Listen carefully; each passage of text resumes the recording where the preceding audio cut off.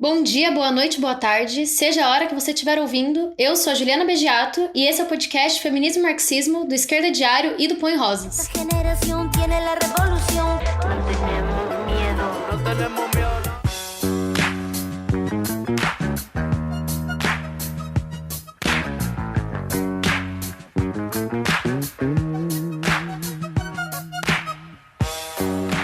Olá, pessoal! Prazer imenso estar com vocês aqui mais uma vez.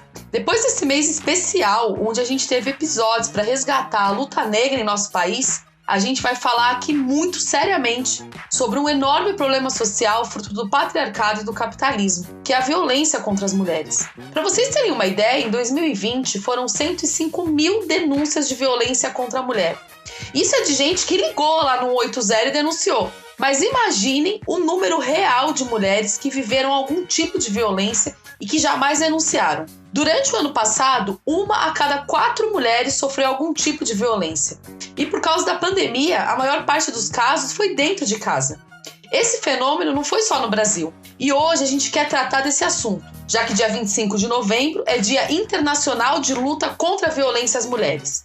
Mas a gente quer abordar esse tema partindo da organização e das lutas femininas, que não pararam de acontecer, mesmo durante a pandemia. O movimento Nenhuma Menos, que se iniciou na Argentina em 2015, se fez presente no ano passado e está em nossas mentes e corações, já que a gente vai seguir organizada para dar um basta à violência contra nós e também contra o feminicídio.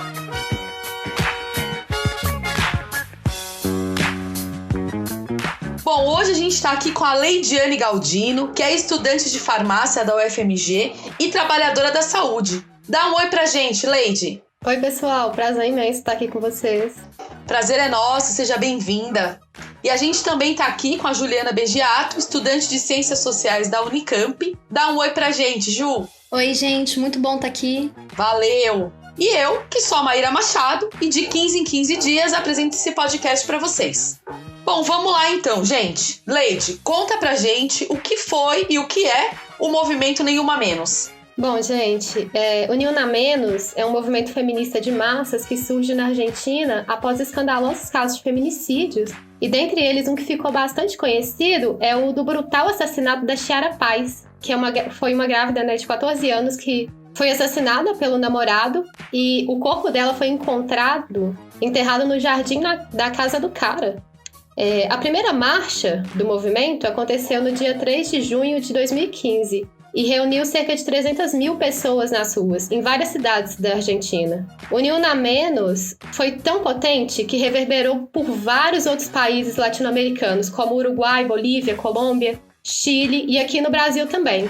E como a gente sabe, infelizmente, casos tão bizarros quanto o da Chiara Paz não eram e nem são raros. Bem, então o que explica esse levante feminista ter ganhado tantas vozes para dizer um sonoro basta? Não aceitamos nenhuma menos. Bom, tem momentos na história em que as ideias da vanguarda se conectam profundamente com os sentimentos da maioria. Essas ideias ganham força e explodem, e foi isso que aconteceu nesse 3 de junho. Os movimentos feministas, que sempre elaboravam e davam suas contribuições de ser tribuno das mulheres silenciadas pelo machismo cotidiano e mazelas da exploração de seus corpos com duplas e triplas jornadas de trabalho, esses movimentos atuaram como contracorrente aos enormes esforços das mídias reacionárias da burguesia e tiveram um papel importantíssimo nesse processo de não naturalizar a violência contra a mulher. Vanguarda essa que temos muito orgulho de termos feito parte enquanto Panirosas, nosso coletivo internacionalista de mulheres socialistas.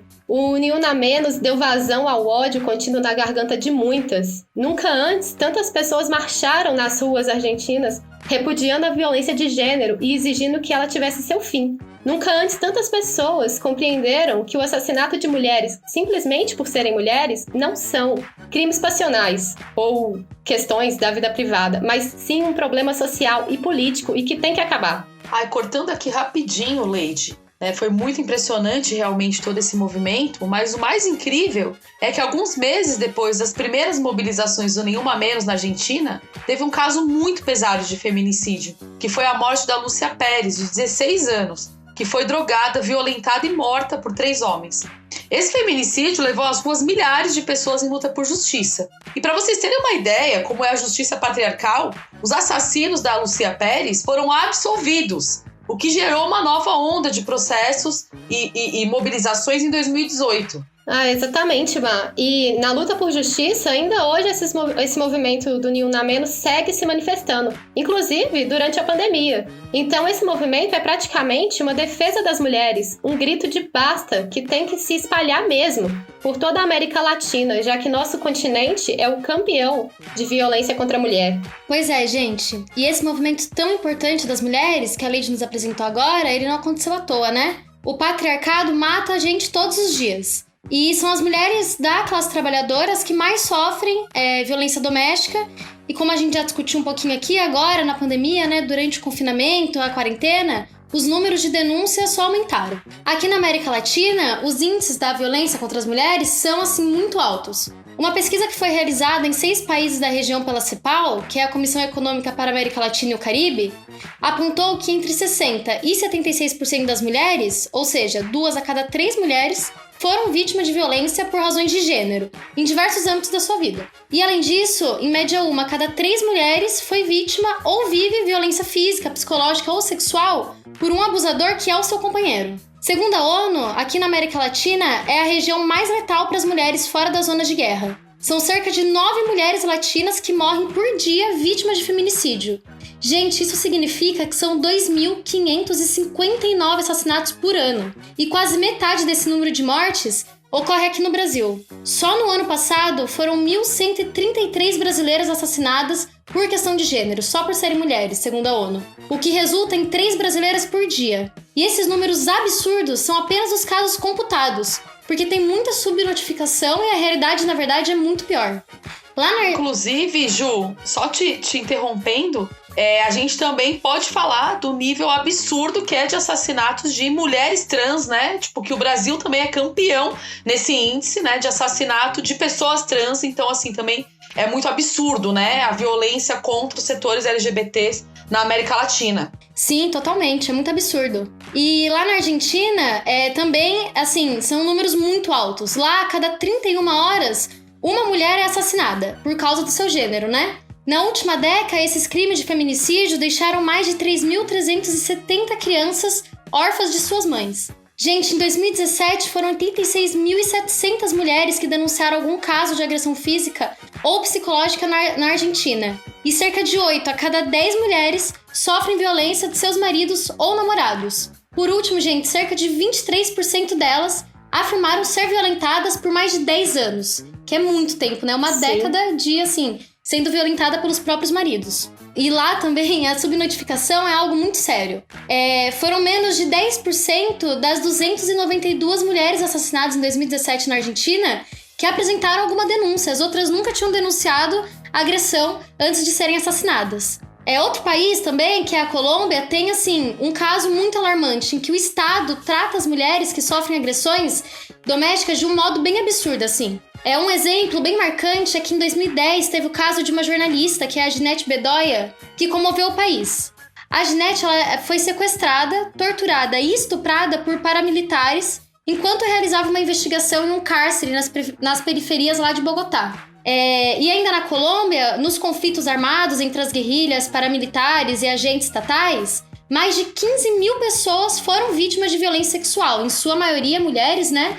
Segundo o relatório A Guerra Inscrita no Corpo, que é do Centro Nacional de História Histórica. E o corpo dessas mulheres, em 91,6% dos casos, terminou contabilizado entre os demais combatentes, como se não fosse uma violência sexual e uma violência aí contra as mulheres. Nossa, Ju, é chocante demais esses dados que você trouxe.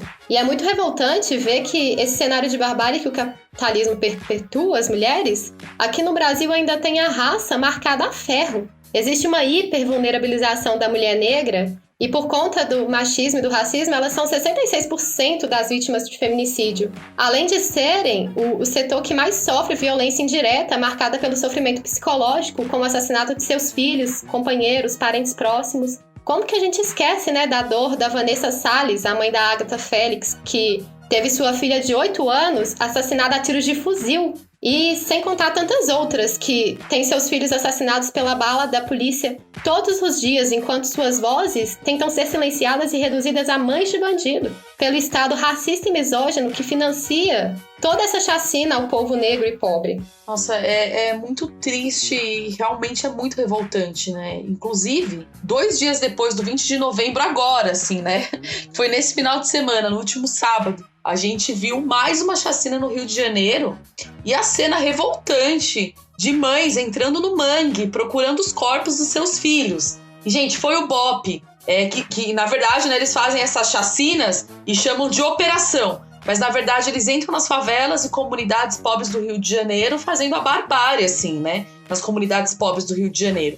E, mais uma vez, a gente vê as mulheres trabalhadoras sendo marcadas fortemente pela violência policial. E a gente tá junto com essas mulheres na luta por justiça. Nossa, é brutal mesmo essas cenas de violência legalizada até, né? Que o Estado financia. Sim, violência estatal, né? Violência estatal. Sim. Uma outra coisa que o Brasil também não fica para trás é a sexualização precoce dos corpos das meninas, né? Desde criança, elas já estão susceptíveis a terem seus corpos objetificados e violados. Em mais da metade dos casos de estupro, as vítimas têm no máximo 13 anos de idade e 80% a 90% das vítimas são de sexo feminino. Eu não sei se vocês chegaram a ver o caso de uma menina indígena de 11 anos da etnia Kaiowá, lá do Mato Grosso do Sul, que ela morreu depois de ser estuprada por 5 homens. 5 homens, cara. E após esse asqueroso crime, eles jogaram o corpo dela de um penhasco de 20 metros de altura. Nossa, assim... E fica pior a história, né? Um dos caras era tio da criança e ele confessou que já abusava dela desde os 5 anos de idade. Nossa. Essa notícia, ela é recente, velho. Ela é de agosto desse ano. E eu arrepio, assim, de asco quando eu lembro. É um exemplo nojento e revoltante de caso de misoginia e que, infelizmente, não tá isolado.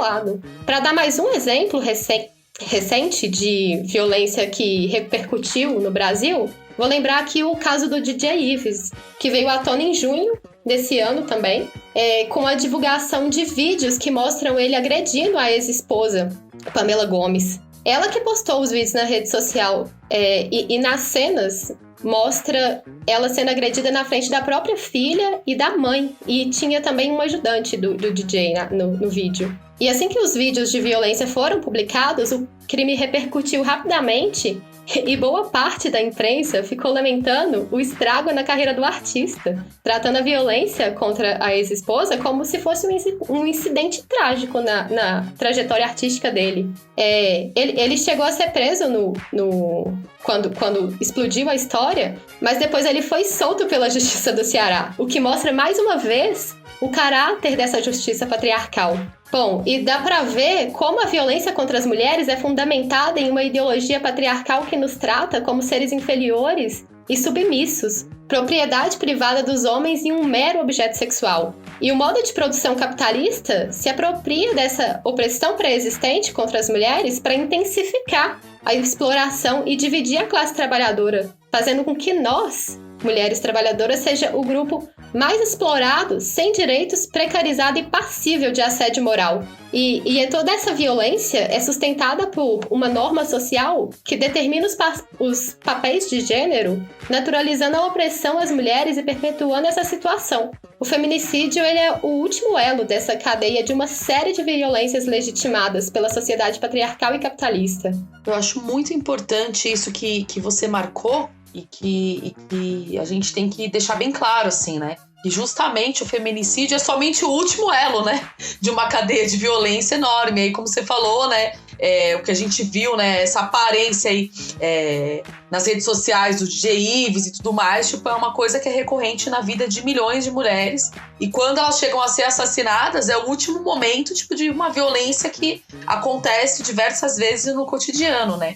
Eu comentei agora há pouco sobre o caso da Lúcia Pérez, mas se eu não me engano, foi também em 2016 aquele caso de uma menina que foi estuprada no Rio de Janeiro por 33 homens, né? Assim, foi uma coisa que mexeu muito com todas nós, né? Aconteceram atos em todo o país em luta por justiça. E é isso que a gente tem que fazer quando uma mulher é morta, quando sofre violência, porque essa violência ela é naturalizada e a justiça não tá do lado das mulheres, né? Inclusive, a gente tem vários exemplos para mostrar o quanto a violência contra a mulher é legitimada pela sociedade patriarcal, é legitimada pelo Estado. E a gente fala isso não somente pelos números de feminicídio, mas também quando a gente vê claramente o papel da justiça, né? Por exemplo, um caso emblemático foi o caso da Mari Ferrer, que todo mundo lembra, né? Que no ano passado, em meio aos maiores números de casos da Covid, foram centenas de mulheres em todo o país para as ruas para lutar por justiça. E isso aconteceu porque eu acho que todas nós ficamos indignadas com a humilhação da justiça contra a Mari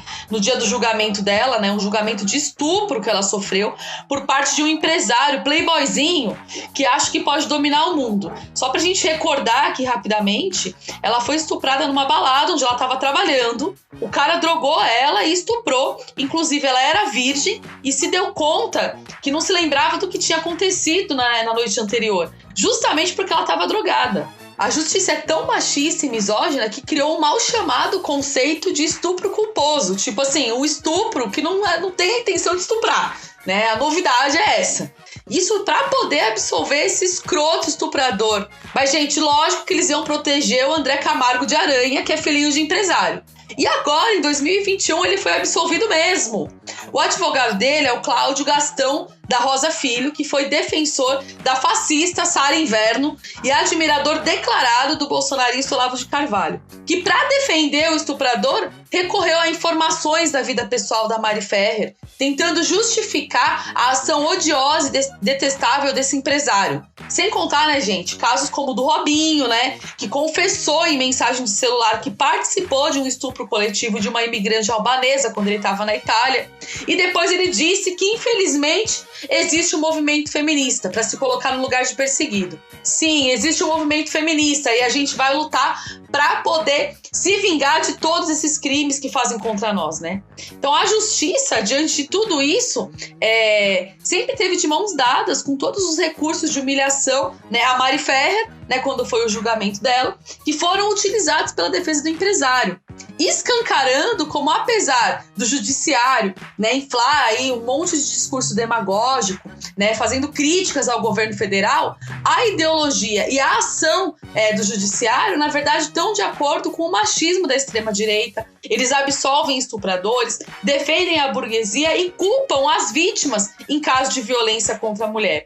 E sobre esse caso da Mari Ferrer, né, seguindo nele, o Bolsonaro, hoje mesmo eu li uma notícia que ele sancionou uma lei chamada Mari Ferrer, que diz que uma pessoa não pode ser hostilizada e humilhada durante o julgamento, como ela foi, né, na frente de todo mundo.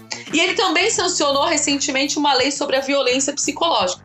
É assim, tipo, só cai, né, nesse golpe quem quer, né? Porque essas coisas que ele tá fazendo tem um caráter que é meramente eleitoral, né? Que é uma tentativa de dialogar com alguns flancos dos temas democráticos para parecer mais dialogável. Mas a gente não pode se enganar com qualquer coisa que esse misógino diz querer levar à frente na defesa das mulheres, né? Eu acho que essas questões são muito importantes, porque elas desmascaram essa justiça. E mesmo entre o movimento de mulheres, tem setores que colocam que a gente tem que recorrer ao STF, embelezando essa instituição por ela estar supostamente contra o Bolsonaro. Mas, gente, é óbvio, né, que eles estão juntos, inclusive para atacar os nossos direitos. Ai, gente, que ódio, né? Ver esse caso da Mari Ferrer, todas essas questões aí que a Maíra colocou sobre o nosso governo, né? E, aqui no Brasil o que dá mais ódio mesmo é essa questão, assim, que os ataques às mulheres, eles partem, assim, desde o governo federal e da extrema-direita, do Bolsonaro, do Mourão e da Damares Alves, assim.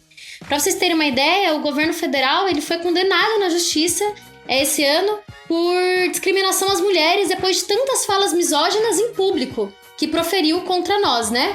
Essa extrema-direita aí que faz demagogia com as pautas das mulheres se baseia numa falsa moral cristã pra nos atacar em defesa da família tradicional, né? Fala que a mulher tem que ser submissa, enfim, que só serve pra ser mãe, etc. Eu pensei aqui em trazer algumas frases do governo pra gente sentir ódio juntas, que foram usadas nesse processo aí contra o Bolsonaro. Ele falou uma vez que cada homem no governo dele equivale a 10 mulheres. Depois ele disse que o Brasil... Que ódio, né? Depois ele disse, assim, que o Brasil ele não pode ser o país do turismo gay. Mas se alguém quiser vir aqui fazer sexo com mulher, que fique à vontade. Que ódio desse cara. Muito, ele é muito nojento. Ele afirmou ainda que o Brasil é a virgem que todo tarado quer. E como a gente pode esquecer também aquela vez que ele proferiu contra a deputada Maria do Rosário que ela era muito feia pra ser estuprada. Olha isso que absurdo. Nossa. Meu, e todas essas falas que eu citei aqui são a expressão do que o governo Bolsonaro quer para as mulheres da classe trabalhadora, que é só miséria. Não à toa ele aprovou a reforma da Previdência, que ataca centralmente nós mulheres e também principalmente as mulheres negras e pobres, né? Mas assim, gente, pra piorar aqui a nossa situação, o presidente não tá sozinho nos ataques às mulheres. Ele é acompanhado por Guedes, que assina todas essas reformas que nos atacam. Também é acompanhado por Mourão, né, o vice-presidente, o general, que, como todos lembram, ele reivindicou o Ustra, numa fala dele, conhecido por tortura às mulheres durante a ditadura militar. E por último, que eu vou citar aqui a última pessoa, é que ele também é acompanhado pela Damares Alves, né? A Damares Alves, gente, é a prova viva de que o nosso feminismo não é aliado de todas as mulheres. A ministra da Mulher, da Família e dos Direitos Humanos, né, ironicamente, não perde a chance de ser machista e misógina. Como a gente pode esquecer aquele emblemático caso muito absurdo de uma menina de apenas 10 anos que foi estuprada pelo tio e engravidou dele? A Damares não mediu esforços para tentar impedir que o aborto da criança fosse realizado. A intenção da ministra na época lá era transferir a menina que estava lá em São Mateus, no Espírito Santo, onde ela morava, para Jacareí, em São Paulo, e a ideia era que ela ficasse lá durante o período de gestação e teria o bebê, obviamente de forma forçada, né, porque ela era uma criança. E fica pior ainda, gente, pessoas envolvidas nesse processo relatam que foram representantes da Damares, do Ministério da Damares, que foram os responsáveis por vazar o nome dessa criança, a Sarah Winter, que é a reacionária bolsonarista, que divulgou os dados nas redes sociais e fomentou uma ação de extremistas religiosos na frente do hospital onde a criança estava internada. Olha isso, que absurdo. Gente, essa exposição da menina vai contra o Estatuto da Criança e do Adolescente. Isso possibilitou que houvesse ameaças à família da vítima. Isso que já é muito absurdo, né? Que mostra como a Damares não tá do lado das mulheres, das crianças, dos adolescentes, mas para muito além disso também. A Damares, por exemplo, assinou recentemente, em nome do governo brasileiro e junto ao ex-presidente dos Estados Unidos, Donald Trump, uma declaração contra o direito das mulheres ao aborto. E essa declaração negligencia as milhares de vidas femininas tiradas nas clínicas de abortos clandestinos, principalmente das mulheres pobres. Nossa, o mais cínico, né? É esse povo falando que fala em nome da vida, que fala em nome das mulheres e tudo mais. É um cinismo que realmente dá muita raiva. E dando uma olhadinha lá no Insta da Damares, gente, dá uma olhadinha lá depois pra vocês verem, né? Porque é cada coisa absurda.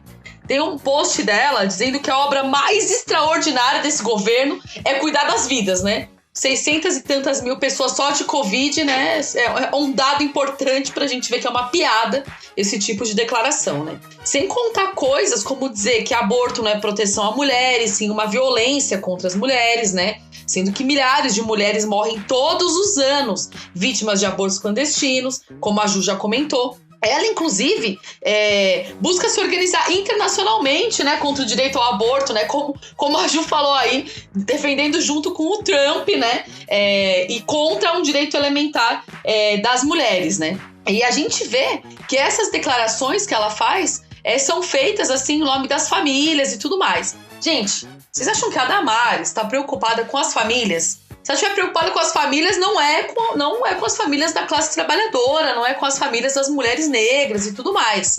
Ela só tá preocupada com a moral cristã, que matou e mata milhares de pessoas todos os dias, né? Fazendo um debate que a sexualidade tá ligada à violência, e isso é muito absurdo. Ao contrário disso, a gente tem que exigir educação sexual nas escolas, anticoncepcionais para a juventude e todas as mulheres, e o direito ao aborto legal, seguro e gratuito, para que as mulheres não morram por causa do aborto clandestino, né? A gente sabe, e cada dia fica mais claro, que essa sociedade não preza pela vida. Ao contrário, enquanto eles impedem que as mulheres decidam sobre os seus corpos, depois não dão a essas mulheres a mínima condição de criar seus filhos com qualidade. Acho que todo mundo viu esses dias, gente, o nível de miséria que estão os povos indígenas e Yanomamis, por exemplo. Tava falando com uma colega minha, professora, ela estava chocada de ver que aquelas cenas estão acontecendo no Brasil. Então é esse povo, né, que permite que o nosso país esteja nessa situação, que diz que está atuando em defesa das mulheres e em defesa da família. Pois é, Má, é um nível de cinismo, assim, muito absurdo. Eu tava vendo também as redes sociais da Damares e posts com um nível de demagogia que dá muito ódio, né? Após teve esse caso aí que eu falei da Lisibia, criança de 10 anos que sofreu abuso sexual, em suas vezes a Damares afirma lá que o governo federal promoveu ações para combater o abuso infantil. Que tipo de ações são essas, né? É muito contraditório. Agora mesmo a Damares está impulsionando um projeto que dá a mulheres em situações de vulnerabilidade cursos de empreendedorismo de graça. Porque, nas palavras da ministra, é preciso ensinar a pescar. Gente, essas mulheres que estão agora vivendo as filas do osso, que estão passando fome, que não têm emprego, que vivem na miséria, que recebem do governo esse discurso de meritocracia em troca, né? Meritocracia como? Em um país em que mais da metade da população agora afirma não ter certeza se terá comida na mesa no dia de amanhã. Ai, velho. Pois é. É muita demagogia e hipocrisia para um governo só. A pandemia causou um strike nos empregos femininos, porque foi justamente as categorias em que há mais mulheres trabalhando que foram as que perderam mais população ocupada, como o setor de serviços, alojamento, setor de educação. No terceiro trimestre do ano passado, ele fechou com uma redução de cerca de 7,5 pontos percentuais de empregos femininos. E é o nível mais baixo desde 1990. E Damares acha mesmo que, diante dessa situação, ela vai ensinar a pescar para que se resolva? Ela não faz sentido. Ela tem que aprender a pescar, né? Inclusive, tipo, esse bando de gente que nunca fez nada da vida quer falar pra gente que a gente tem que aprender a pescar, né? Dá uma raiva. Nossa, é muito fácil falar de meritocracia pra eles, né? Sim. Porque quando a gente para analisar, a gente percebe como que as mulheres foram especialmente afetadas na pandemia. O aumento da violência doméstica, a diminuição de renda com a alta do desemprego, o serviço doméstico e de cuidado recaindo como um chumbo nas costas das trabalhadoras. Com o fechamento das escolas e creches, as mães que trabalham estão tendo que se desdobrar para pagar babás e arcar com uma sobrecarga gigante da dupla jornada de trabalho. E as que amargam o desemprego ou estão em subempregos e tendo empregos precários que não arcam nem com o mínimo para sobreviver, fazem parte, né, desse triste retrato de miséria capitalista que assola nosso país, onde mais de 41% da população brasileira tem algum nível de insegurança alimentar ou diretamente não tem nem o que comer. Isso, gente, no país que mais exporta alimentos no mundo. É um absurdo total. Nossa, é muito absurdo. Eu chego a comentar com os meus alunos, né? Eu falo, gente, vocês sabem por que estão desmatando todas as florestas, queimando para fazer pasto para criar gado, para produzir carne? Aí eles, sei. Eu falei, vocês não comem carne há quanto tempo? E eles falam, nossa, realmente, né? Ou seja, produz a comida aqui, mas, né, o pessoal não pode comer. E por falar em miséria, né, eu acho que todo mundo, né, ficou muito triste, assim, com a notícia de uma menina de 8 anos que desmaiou de fome, gente, numa escola do Rio de Janeiro. Desmaiou de fome.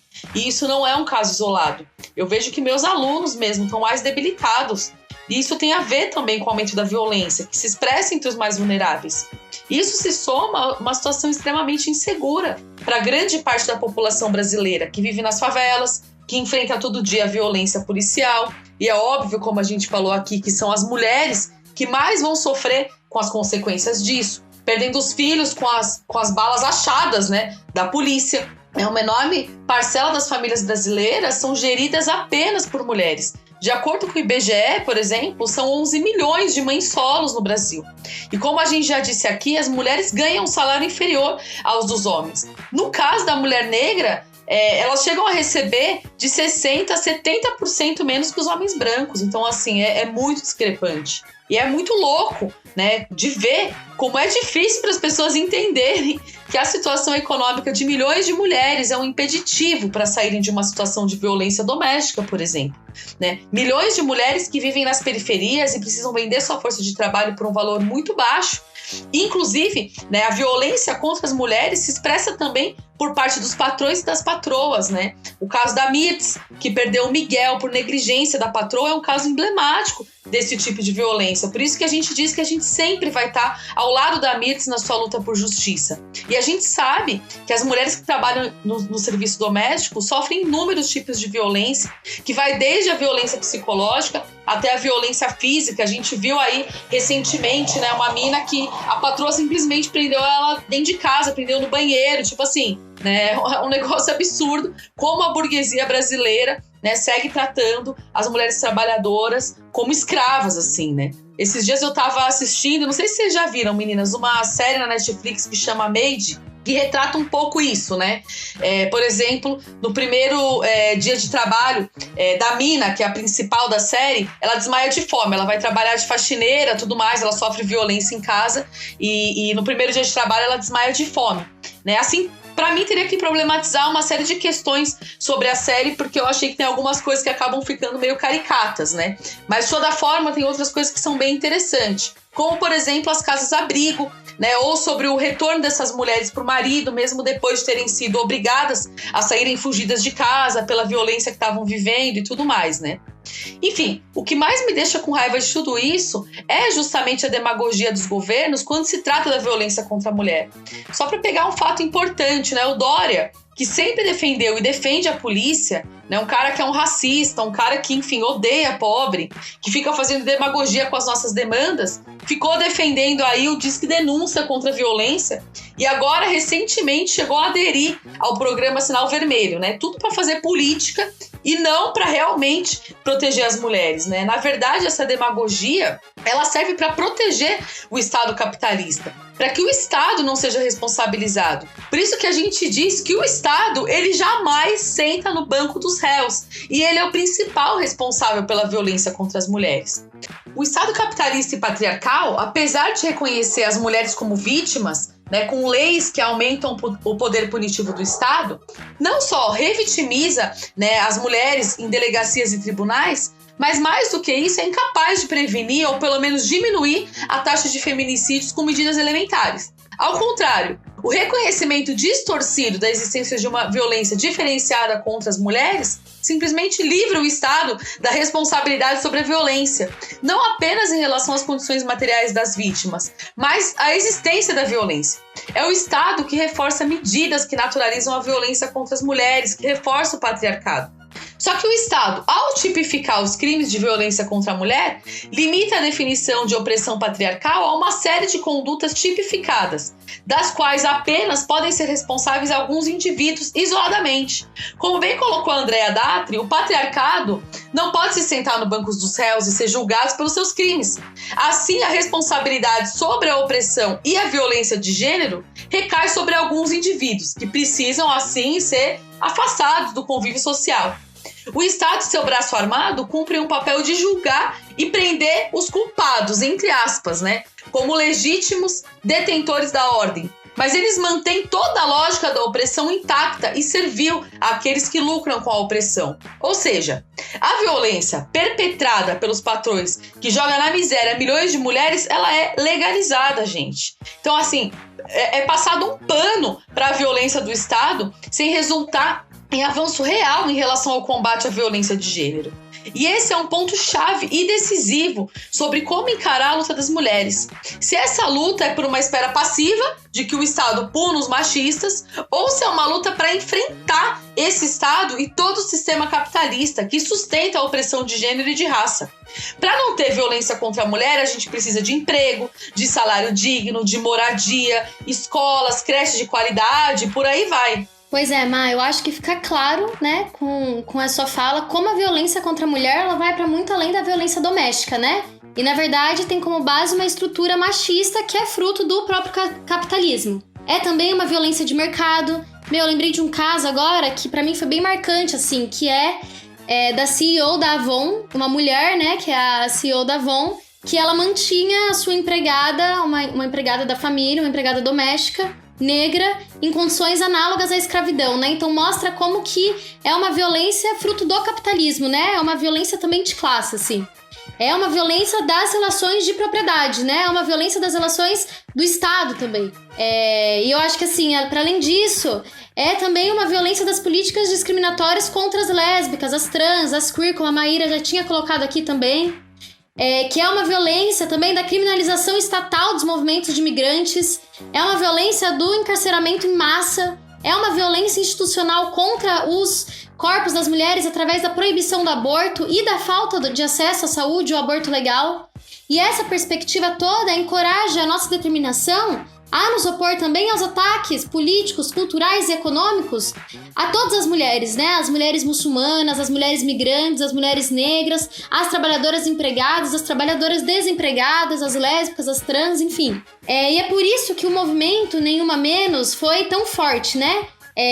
Mas eu também não posso te deixar de ressaltar aqui que esse movimento ele refluiu, que inclusive alguns setores foram cooptados pelo Estado, sendo parte de políticas demagógicas que o próprio Estado leva à frente. Mas nós precisamos lutar sim por nenhuma mulher a menos e ter a perspectiva de onde vêm os ataques e qual é a raiz do problema.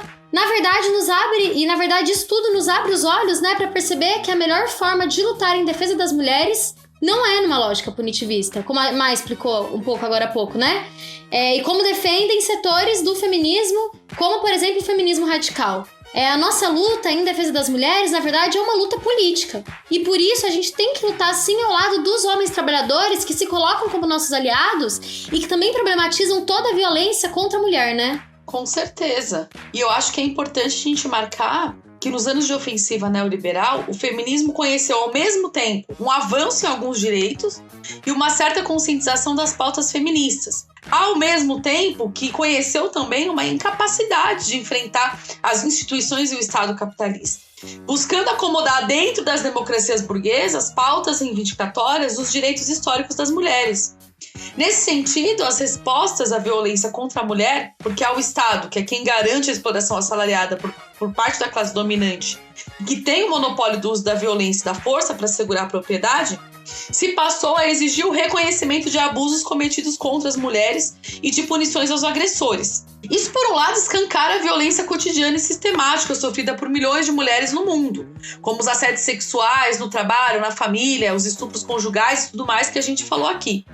Então, nesse sentido, leis como a Lei Maria da Penha no Brasil, ou a exigência de políticas de atenção às vítimas de violência, antes que se transformem em vítimas fatais, são parte de uma luta legítima para tornar menos insuportável a vida de milhões de mulheres. Só que justamente por entender a violência contra a mulher não como um ato isolado e individual, embora seja perpetrada por um indivíduo, mas sim como algo que está contido numa cadeia de opressão, que é alentada continuamente pelo Estado e seus agentes, é que a estratégia de luta não pode se limitar a exigir do Estado políticas de punitivistas, né, na verdade, que reforçam o seu papel repressivo. Então a gente tem que debater também com o movimento de mulheres a estratégia de luta. E quem é o nosso inimigo, né? Algumas feministas defendem uma sororidade restrita entre as mulheres, ignorando o fato de que alguma dessas mulheres pertencem à classe que mantém a superexploração das trabalhadoras, como foi falado aqui hoje, por exemplo, sobre a Damares Alves, né? Sobre essas mulheres, nenhuma sororidade é possível, gente. Outras, né, como as feministas radicais, entendem que o problema são os homens em geral, como se o principal conflito existente na história da humanidade fosse a luta entre os sexos e não a luta entre as classes. Essa posição fortalece a classe dominante e enfraquece a luta dos trabalhadores pela emancipação da humanidade. Assim, defendem a punição irrestrita, chegando a igualar todas as violências machistas que recaem sobre as mulheres ao estupro e feminicídio, dando como perdida a batalha pela consciência dos trabalhadores. Eu acho que é importante também pensar que quando a estratégia se limita ao punitivismo, o único lugar que cabe às mulheres é justamente o de vítimas. E aos homens é o de agressor e criminoso, retirando, por um lado, qualquer possibilidade educativa dos homens e seu papel na luta contra o machismo, e, por outro lado, limita o papel das mulheres ao de vítimas indefesas, e não o papel de sujeitas capazes de responder à violência machista e a toda a opressão patriarcal e a exploração capitalista. A lógica punitivista de exigir sempre mais e mais punição do Estado leva ao fortalecimento dos meios repressivos que se voltam contra as mulheres, os negros, as LGBTs e os trabalhadores. Não existe uma polícia que mata e outra que protege, gente. Como não existe um judiciário que é autoritário e repressivo e um outro judiciário que faz justiça. São as mesmas instituições. Por isso, resumir o combate à violência, a exigência de mais delegacias femininas, agitando Ligue 180, por exemplo, não significa na prática mais combate à violência machista, mas significa incrementar as forças repressivas estatais. A resposta contra os feminicídios e a violência machista passa não só por um plano emergencial e concreto de resposta à realidade das mulheres, mas também passa pela luta incessante contra o Estado, o patriarcado, o capitalismo e as suas forças repressivas, a partir da organização dos trabalhadores e dos setores oprimidos de maneira independente das instituições burguesas. Essa é a única forma de combater toda a cadeia de violência machista e a sua reprodução. Bom, meninas, com esse episódio a gente quer dizer que a nossa luta é para que nenhuma mulher morra mais por culpa do machismo e do patriarcado. Mas a gente quer afirmar também que a nossa luta é muito maior do que a do direito da gente estar viva. A gente quer colocar a nossa força para derrubar o capitalismo e o patriarcado e, como a gente costuma dizer, eles não vão cair sozinhos. E para quem chegou até aqui, eu quero lembrar a novidade para as nossas ouvintes, o cupom de desconto em compras no site das edições Iskra. É só entrar lá no site www.iskra.com.br e inserir lá o código MULHERES15, tudo em letra maiúscula, sem espaço, que você ganha um desconto de 15% em compras de ótimas edições sobre as mulheres, revoluções, Trotsky e muito mais. Vão conferir lá, gente! Eu quero agradecer demais as meninas que tiveram pela primeira vez com a gente aqui, mas desde já estão convidadas a virem outras vezes. Foi muito bom. Muito obrigada, Ju. Muito obrigada, gente. Foi um prazer participar aqui com vocês. Prazer foi todo nosso. Valeu muito, Lady. Obrigada a você, gente. Eu adorei participar desse episódio. Com certeza será chamada para outras. E antes de encerrar de vez, gente, eu quero chamar vocês para me seguirem lá no Insta, Maíra Machado. E também para seguirem o Insta do Pão e Rosas. Mandem suas opiniões, sugestões, críticas, para a gente poder ir aprimorando aqui o nosso podcast.